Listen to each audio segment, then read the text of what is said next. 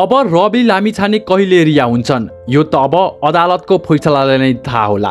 राष्ट्रिय स्वतन्त्र पार्टीका सभापति रवि लामिछानेमाथि विभिन्न सहकारी संस्थाबाट करोडौं रुपियाँ अवसलन गरेको आरोप लागेपछि 2081 साल चैत 22 गते उच्च अदालत बुटवलको आदेशमा उनलाई काठमाडौँबाट पक्राउ गरी रूपन्देही कारागारमा थुनामा राखिएको थियो। यसअघि उनी कास्की, काठमाडौँ र रूपन्देहीका मुद्दाहरूमा झण्डै 2 करोड रुपियाँ धरौटी बुझाएर रिहा भएका थिए। तर उच्च अदालतले धरौटी अस्वीकार गर्दै थुनामा राख्न आदेश दिएको हो।